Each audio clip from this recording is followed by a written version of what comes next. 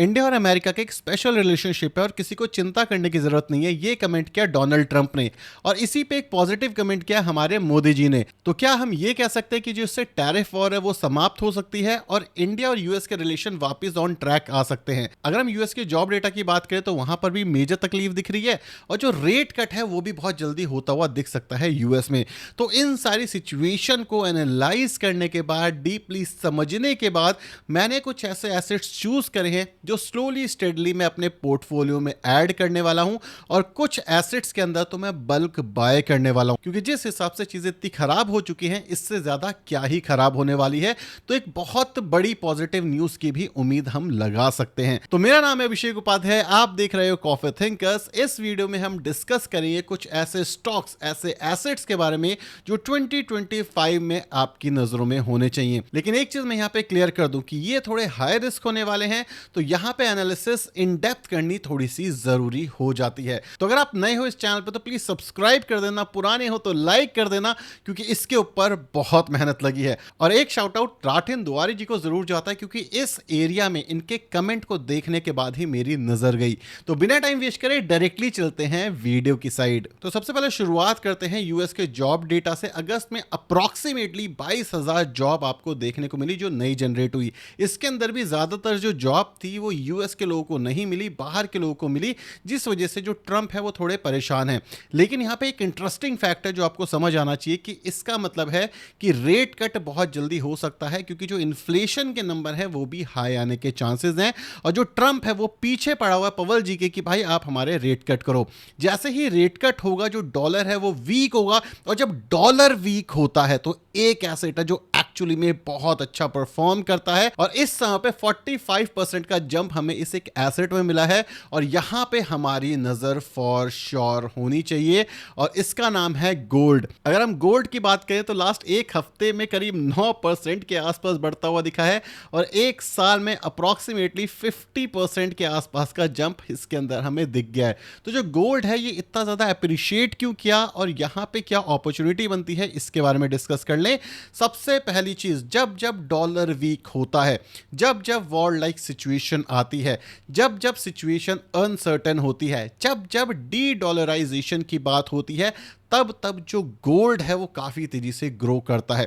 यहां पे सिल्वर को भी आप कंसीडर कर सकते हो, लेकिन सिल्वर के अंदर जो सर्टेनिटी है वो काफी ज्यादा कम होती है, काफी अनसर्टेन एसेट है। लेकिन वहीं पे गोल्ड की अगर हम बात करें तो ये एक तरीके की करेंसी मानी गई है जो ग्लोबली एक्सेप्ट होती है। तो जब भी डॉलर से ट्रस्ट हटता है हर कंट्री गोल्ड खरीदती है, और यही चीज आपको ग्लोबल लेवल पे दिख रही है, जिस वजह से जो प्राइस है ये थोड़े से अप्रिशिएट हो रहे हैं। और एक और चीज मैं बता दूं, जो इजराइल है उसने कतर के ऊपर बॉम्बिंग करी, जिसकी सिक्योरिटी की जिम्मेदारी यूएस की है। तो इसका मतलब यह है कि अब धीरे धीरे करके लोगों का जो ट्रस्ट है वो यूएस से हटेगा। पहली चीज, लोग डॉलर बेच रहे हैं और गोल्ड खरीद ले, जैसे चाइना हो गया, रशिया हो गया, इवन अब इंडिया भी कोप अप कर रहा है, इंडिया भी इस रेस में भाग रहा है। और अब जो ट्रस्ट है उसकी सिक्योरिटी के ऊपर वो भी धीरे धीरे करके कम होगा। इसके ऊपर पूरा आर्टिकल है, आप जाकर के पढ़ सकते हो। एक स्पेसिफिक रीजन है, पूरे कतर के साथ वॉर नहीं हो रही है, लेकिन फिर भी ये एक बहुत बड़ा झटका था कतर के लिए। जब जब ऐसी सिचुएशन होगी, जैसे यूक्रेन रशिया आज चला रहा है, इजराइल ईरान भी चल गया था, इंडिया पाकिस्तान भी हो चुका है, और भी काफी सारी लड़ाई झगड़े चल रहे हैं दुनिया में,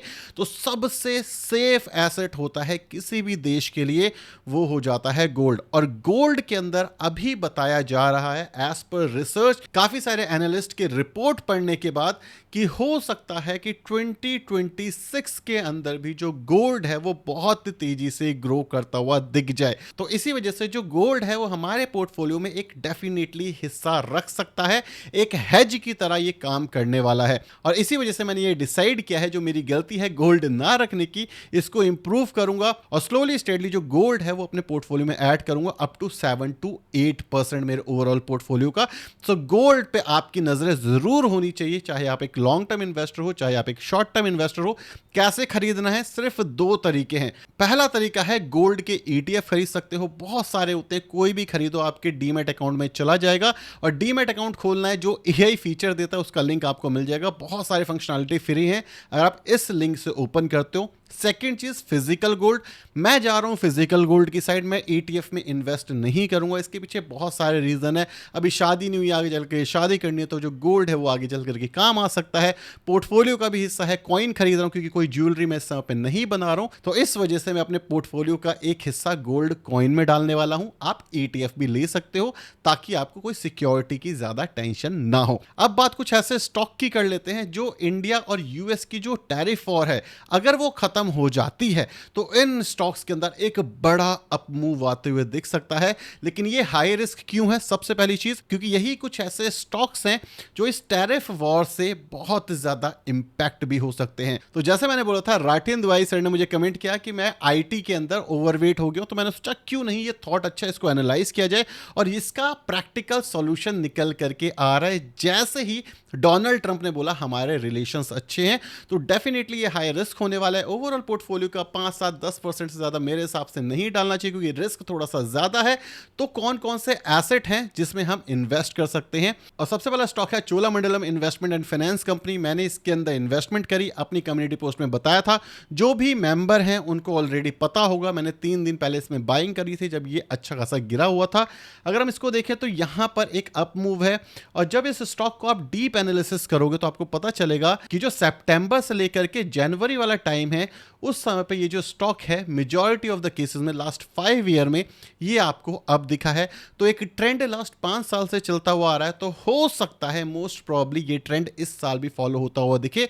अब एनबीएफसी के अंदर ये ट्रेंड क्यों आता है?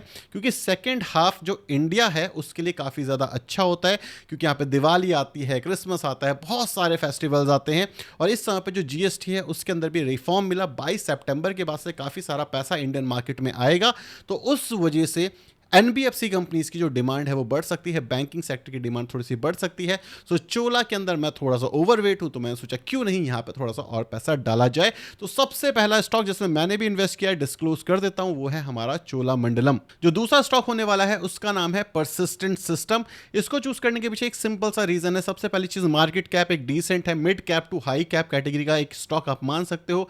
पी भी समय पर ठीक हो गया, आरओसी आरओई भी काफी ज्यादा अच्छा है, लेकिन बेस्ट चीज क्या है, ऑल टाइम हाई से इस समय पे करीब 20-25% का डिस्काउंट है और जो मेजर सपोर्ट है वो 4500 के आसपास आता है और इस समय पे 5000 के आसपास चल रहा है। तो डाउन साइड कम है, अपसाइड ज्यादा है। अगर यहां पे जो टैरिफ है वो खत्म हो जाता है तो आईटी स्टॉक्स को एक मेजर बेनिफिट होने वाला है, तो इसी वजह से ये स्टॉक्स भी आपकी नजरों में होने चाहिए। अगला स्टॉक हमारा होने वाला है कोफोर्ज। यहां पर भी अगर आप देखोगे तो इसका पी अच्छा है, एक मिड कैप कैटेगरी की कंपनी है। यहां पर भी एक अच्छा डिस्काउंट दिख रहा है, ऑल टाइम हाई से इस समय पे करीब 20 से 25% का डिस्काउंट है। इसको भी आप डेफिनेटली कंसीडर कर सकते हो एनालिसिस करने के बाद। और जो तीसरा स्टॉक है हमारा वो है केपीआईटी। इसको मैं डेप्थ में एनालिसिस कर रहा था इसलिए नीचे है ये। केपीआईटी भी अगर आप देखोगे 42 के आसपास का पी दिख रहा है, एक mid to small cap category की कंपनी है। अगर आप देखोगे जो इस समय पे गिरावट है वो अप्रॉक्सीमेटली 30% के आसपास की दिख रही है, तो केपीआईटी भी एक सॉलिड कंपनी है। यहां पर एक बेस्ट चीज है, वो क्या है, पहली दो जो कंपनियां हैं मतलब परसिस्टेंट सिस्टम और कोफोर्ज, इनका मोर देन 50% आता है यूएस से।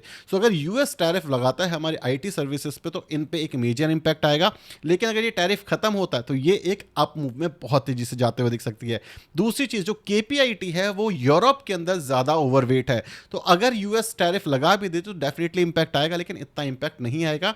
और ये जो तीनों कंपनियां हैं ये अपने प्रोजेक्ट बहुत अच्छे से मैनेज करती हैं और डिलीवरी काफी टाइम पे होती है। मैंने जब इसकी एनालिसिस करी, रिपोर्ट पढ़ी, तो ये सारी चीजें मुझे मिली, तो डेफिनेटली इस वजह से मैं के अंदर इन्वेस्ट करूंगा स्लोली स्टेडली जैसे मुझे टाइम मिलेगा। और अगेन, तो जब मैं बाय करूंगा या सेल करूंगा अपनी कम्युनिटी पोस्ट में मैं पोस्ट करता रहता हूं, तो अगर आपको भी जानना है तो आप ज्वाइन कर सकते हो, बहुत ही छोटी सी फीस है उसकी।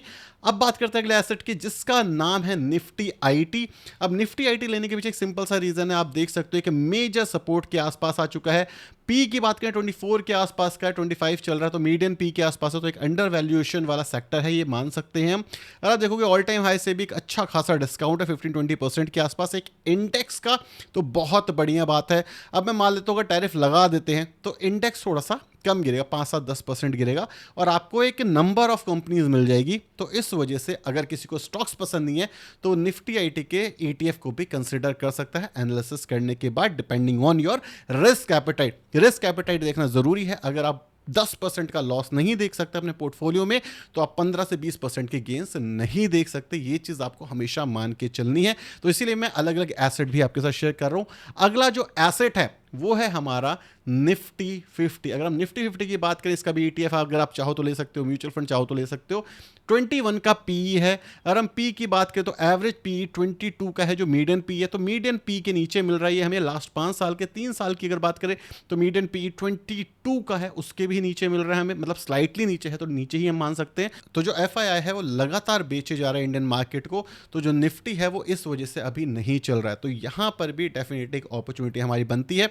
एक फन फैक्ट बताता हूं आपको, जो शॉर्ट पोजीशंस होती है, शॉर्ट का क्या मतलब होता है कि हमें बाजार को गिराना है ना। शॉर्ट टर्म में शॉर्ट अगर आप करते हो बाजार को तो वहां पे जो FII हैं उनकी 90% पोजीशन ऑलरेडी है। सो अगर यहां पे एक अच्छी मूव आ जाए, एक अच्छी न्यूज आ जाए इन शॉर्ट टर्म जिसके चांसेस स्लाइटली थोड़े से हाई दिख रहे हैं, तो यहां पे ये जो एक अप मूव है ये सडन आएगा इन शॉर्ट टर्म। और शॉर्ट टर्म में पॉजिटिव न्यूज के चांसेस हाई हैं जिस हिसाब से चीजें चल रही हैं। सो अगर आप ये सोच रहे हो कि कौन कौन सी जगह थी जहां हम इन्वेस्ट कर सकते हैं, लमसम कर सकते हैं या SIP कर सकते हैं, ये सारी चीजें मैंने आपको बता दी। लेकिन फिर भी कुछ इंपॉर्टेंट फैक्टर्स आपको समझने चाहिए। ये जो मार्केट है ये वॉलेटाइल मार्केट है। शॉर्ट टर्म में सिर्फ न्यूज बेस्ड चलने वाला है। पॉजिटिव न्यूज आएगी तो अपर चलेगा। सेकंड चीज, पॉजिटिव न्यूज ऑलरेडी मार्केट के अंदर है, GST वाली। अब जो GST वाली मार्केट के अंदर न्यूज है इसमें यह बताया जा रहा है कि कुछ कंपनियां हैं जो अपने ऑपरेटिंग प्रॉफिट मार्जिन बढ़ा देंगी। तो एज अ इन्वेस्टर हमारे लिए बेनिफिट है, एज अ कंज्यूमर हमारे लिए बेनिफिट नहीं है। तीसरी चीज, ये जो GST वाली न्यूज है इसको आने के लिए 1 या 2 क्वार्टर का हेल्प लगेगा। और 1 और 2 क्वार्टर पे आपको देखना है कि इंडिया के अंदर जो निफ्टी है उसका EPS ग्रोथ कितना होता है। अभी लास्ट 2 क्वार्टर से निफ्टी 50 की EPS ग्रोथ में थोड़ी सी कमी है। EPS का मतलब होता है अर्निंग पर शेयर, कि निफ्टी 50 का एक शेयर अगर आप होल्ड करते हो तो उसके बदले आप कितना पैसा कमाते हो। और ये डिनोट होता है कंपनी की अर्निंग से। मतलब अगर कंपनी की अर्निंग अच्छी आएगी मतलब EPS बढ़ेगा, और अगर EPS बढ़ेगा तो there is a high chance कि स्टॉक मार्केट के अंदर पैसा बनता हुआ दिखेगा। चाहे वॉरेन बफे हो, चाहे पीटर लिंच हो, चाहे राकेश झुनझुनवाला हो, चाहे विजय केडिया हो, इन सब का एक ही गुरु मंत्र है कि जिस भी जगह पे EPS बढ़ रहा है वो जगह पैसा बनाएगी ही बनाएगी, क्योंकि वो एक एक्टिव एसेट है। वो कंपनी ग्रो कर रही है, वो देश ग्रो कर रहा है, वहां के लोग ग्रो कर रहे हैं, तो वहां पैसा बनेगा। सेम चीज आपको चाइना में होते हुए दिखी थी कुछ टाइम पहले तक। और US के अंदर भी जो QQQ कंपनीज हैं, जो टेक वाली कंपनीज हैं, वहां पे वैल्यूएशन इसीलिए ज्यादा हो रही है क्योंकि वहां पे जो अर्निंग मतलब EPS है उसके बढ़ने के काफ़ी ज़्यादा चांसेस हैं। और ये सारी चीज़ें पता करने के लिए मुझे 2 दिन का समय लगा है। अगर आपको ये नॉलेज पसंद आई, ये डिटेल्स पसंद आई, ये स्टॉक्स पसंद आए या आपको वीडियो पसंद आए तो मैं हाईली रिकमेंड करूंगा इस वीडियो को लाइक और चैनल को सब्सक्राइब कर देना। शाम को एक अच्छी तगड़ी वीडियो मैंने प्लान करी हुई है जो बहुत जल्दी आपको आते हुए दिखेगी। तो वेट एंड वॉच कर लेना, सब्सक्राइब कर लेना, और अगर बाय सेल जानना है तो कम्युनिटी मेंबर आप ज्वाइन कर सकते हो। Thank you so much for watching this video. Tata bye bye, signing of.